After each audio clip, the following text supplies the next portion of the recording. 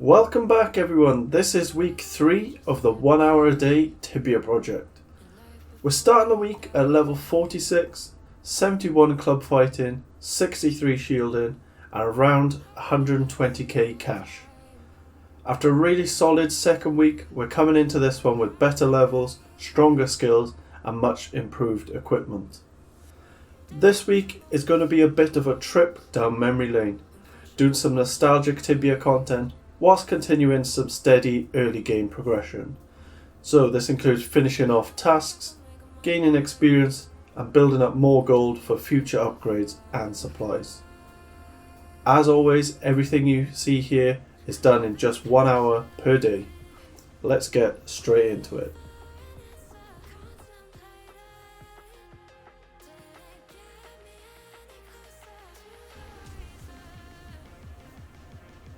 So for day 15 I started out at Stonerefiners, which is a spot I want to get ticked off the list so we don't need to keep coming back here again.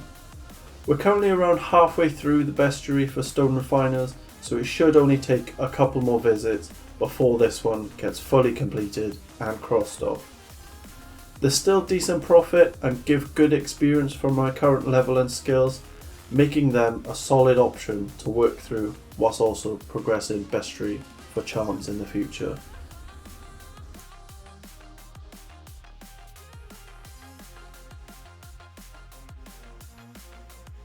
So we ended the session around 40 minutes into the hunt after finishing up the stealth rings that I had. In that time we managed to take 2 levels, make another big dent in the bestiary and still come away with a bit of profit.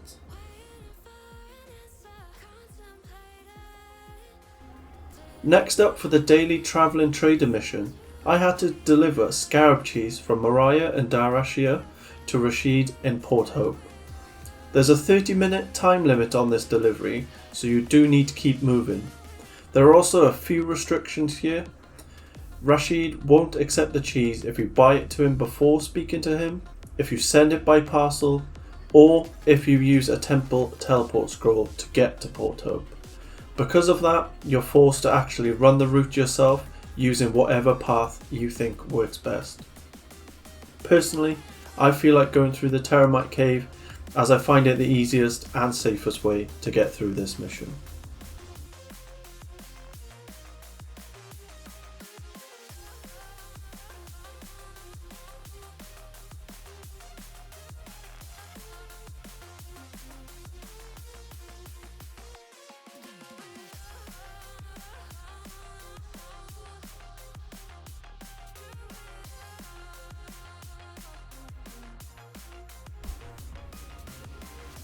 Lastly, to round out the day, we finished up by killing the snapper.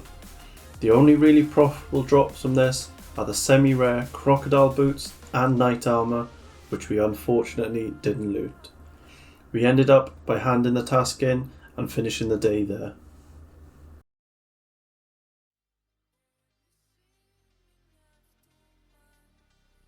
So day 16, we've started out by completing the access to the Laguna Islands, which was really important because the boosted creature of the day happened to be blood crabs. This worked out extremely well for us as blood pincers are selling for around 15k each on Kalanta at the moment. That's because of the life leech imbuement and there not being a lot of players on the server, so the price is quite high. That then gave us a great opportunity to get a quick injection of profit, which will go a long way towards future upgrades and supplies.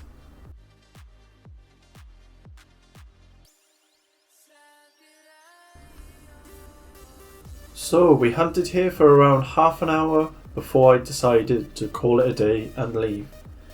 There were too many higher levels running around the spawn on the day because of the amazing loot chance for such little effort and risk. We did manage to loot 9 bloody pincers, which I could sell for around 140k, which meant this still was definitely worthwhile. We then decided to work on plan B, which was making a dent on the gargoyle and tarantulas task we picked up previously. This cave that I went to also has a couple of blood crabs, so fingers crossed we could pick up 1 or 2 extra pincers here.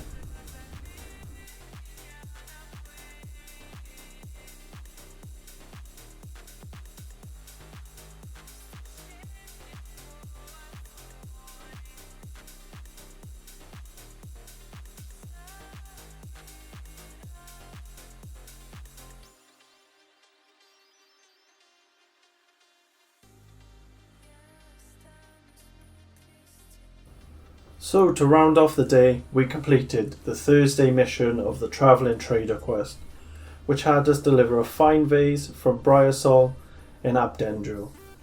This one's pretty simple. The main thing is to be careful is to not move it in your backpack, otherwise it will break. Other than that, it's a straightforward delivery mission back to Ankruman and a nice way to round out the day.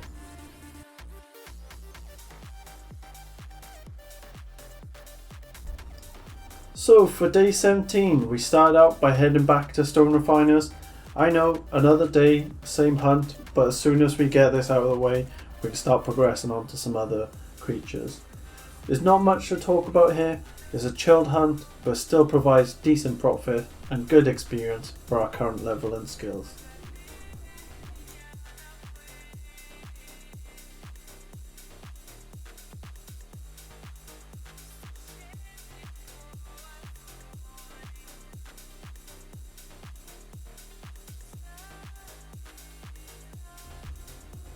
So after that, we headed over to Darashia to start the next day of the Travelling Trader quest. This had us travel to Khazad-dûm to get a crimson sword made for Rashid and then bring it back to him.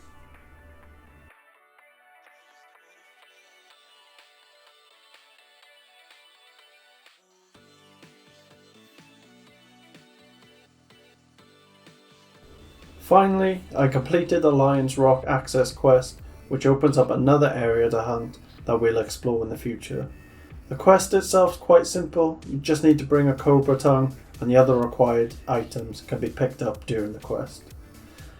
This new hunting area contains a few interesting creatures, including ancient scarabs, roaring lions and noble lions, making it a nice option for future progression.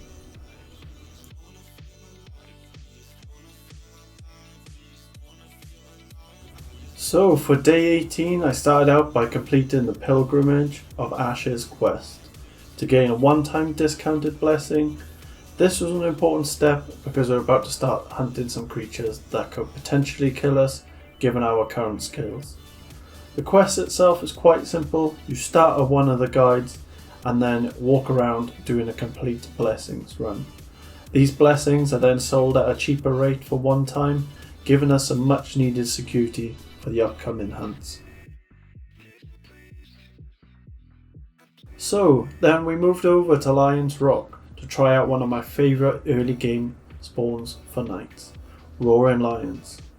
However, as soon as we started, it became painfully clear that hunting here wasn't going to be as smooth as I remembered due to our low club fighting skill.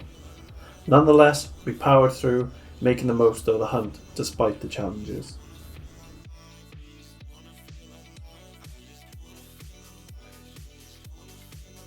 So we managed to get through the hunt with around 30k in waste, but we still managed to gain almost 2 levels during the session, so not all bad there. This is definitely an area we may need to return to at a later date, once our skills are a bit better. But at the same time, I don't want to wait too long to come back here, as the experience can still be worth it if timed right. And so to wrap up the day, I went to go and complete the Saturday mission for the Travelling Trader quest. However, I seem to have got wrapped up in a conversation between two NPCs and I didn't actually hand in the goldfish bowl, which is extremely annoying. It means I need to pick this back up next week.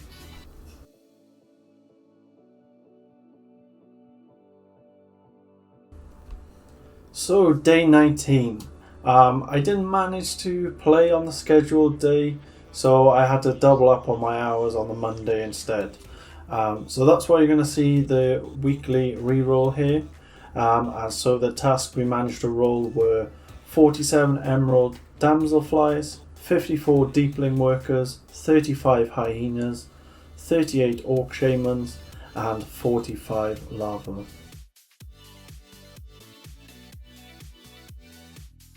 So as you can see, we managed to do the emerald damselflies in the cave south of Vanor. And then we doubled up the hyenas and the lava in the Ankruman cave and the surrounding areas, just to get those out of the way first.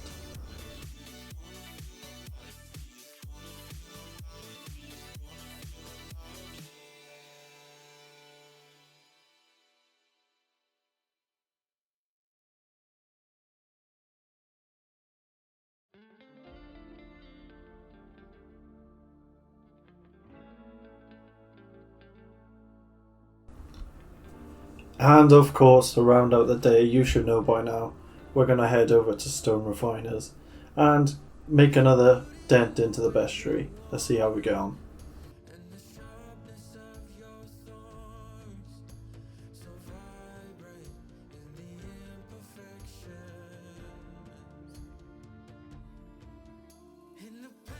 And not a bad little hunt here at Stonerefiners today. Got some decent XP, decent profit, and I think we're just up to the point where we need around 100 Stonerefiners now to finish up the Bestiary, so that should be able to get completed in one of these days coming up.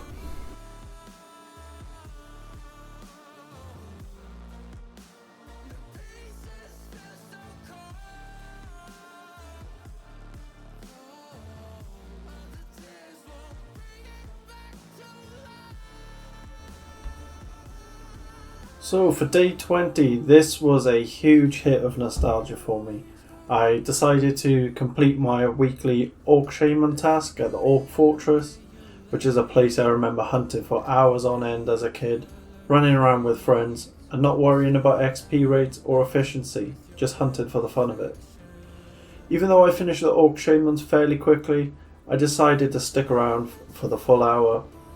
Sometimes it's nice to slow things down, enjoy the hunt, and take in that old school Tibia feeling that made the game special in the first place.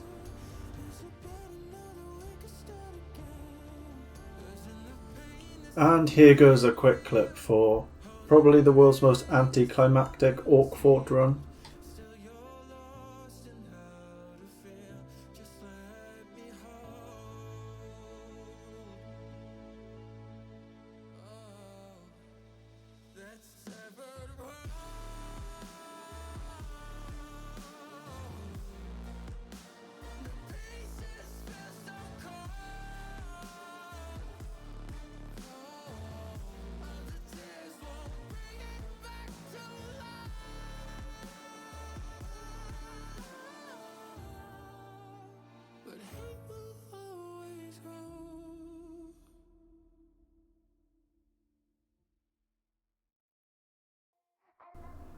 So for day 21, I finally completed the Stonerefiners Bestiary, which was really nice to get it out of the way. It means we won't need to come back here in the future, and it feels good to fully close that chapter.